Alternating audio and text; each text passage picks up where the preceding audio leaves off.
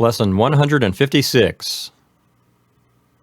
Well, in the last lesson, we learned that to thank someone for something, you use the preposition por, and you say gracias por this or gracias por that. In this lesson, we're learning how to thank someone not for a thing, but for an action or a behavior. Like in our first example, thank you for making breakfast. Antonio, what's the structure of this sentence when you say this in Spanish? Thank you for making breakfast.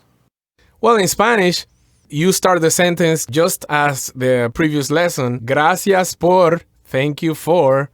But then when the verb comes in English, you use the gerund form, which is making, the verb ending in ing. But in Spanish, it's going to be a little different. In Spanish, you're going to use the infinitive form of the verb. So, gracias por hacer, that would be thank you for making. So, in English, use the gerund form of the verb. In Spanish, use the infinitive verb.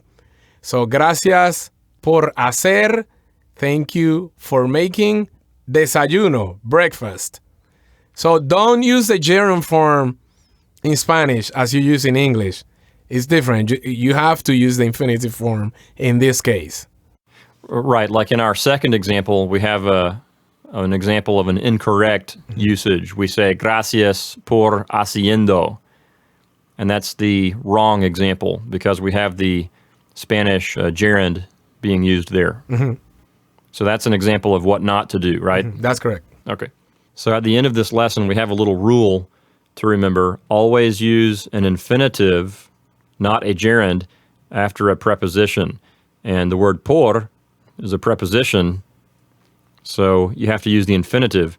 In English, we can go ahead and use the gerund after a preposition. We could say for making, but in Spanish, you have to use the infinitive there. So that's just a little grammatical note.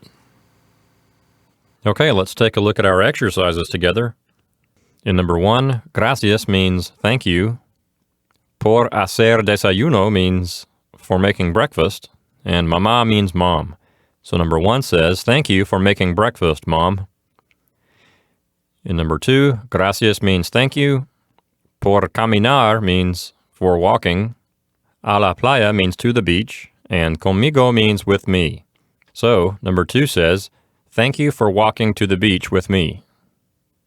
In number 3, gracias means thank you. Por hacer means for making. Comida means food. And para mis amigos means for my friends. So number 3 will say, thank you for making food for my friends. In number 4, gracias means thank you. Por ir means for going. A la tienda means to the store. Y means and. In this sentence, the speaker is thanking someone for doing 2 things. They're thanking them for going and for buying. So we have a second infinitive, comprar, that accompanies the word por. So the sentence will say, thank you for going and thank you for buying. So the word comprar will translate as buying, and la comida means food. So number 4 will say, thank you for going to the store and buying the food. In number 5, por favor means please. Necesito means I need. And más agua means more water. So please, I need more water. In number 6, there's an infinitive that is the subject of the sentence, dormir. That means to sleep. En mi cama means in my bed or on my bed. The verb here is encanta. So literally, the sentence could say something like this. To sleep on my bed is enchanting. Le means to him, to her, or to it. And a mi perro means to my dog. So literally, we could say that this sentence says something like this. To sleep on my bed is enchanting to him, to my dog. But really what it means is, my dog loves to sleep on my bed. In number 7, comer is an infinitive, and that's the subject of the sentence. It means to eat. En restaurantes means at restaurants. The verb here is encanta. So what we have so far will say, to eat in restaurants is enchanting. Nos means to us, and a nosotros means to us. So literally, A sentence like this might say something like this. To eat in restaurants is enchanting to us. But we'll really translate it like this. We love to eat at restaurants. Or, as you can see in our answer key, we have we love to eat in restaurants. As you know, the preposition in Spanish can mean in, at, or on. Really, it just depends on the context. In number 7, queremos means we want. Dormir means to sleep. Ahora mismo means right now. So number 8 will say, we want to sleep right now. In number 9, tú no puedes means you are not able. Dormir means to sleep. Porque means because. Tus perros means your dogs. Tus gatos means your cats. Duermen is a verb, and that's third person plural. That's what the dogs and cats are doing. They're sleeping. En la cama, we'll translate that as in the bed. Contigo means with you, and todas las noches means every night.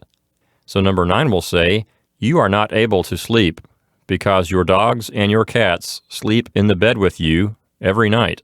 Or, you cannot sleep because your dogs and your cats sleep in the bed with you every night. In number 10, escritorio is the subject, that means desk. We'll translate su as his, and the verb is encanta. So what we have so far, we'll say, his desk is enchanting. Le means to him, to her, or to it. A is a clarifying pronoun, so AL means to him.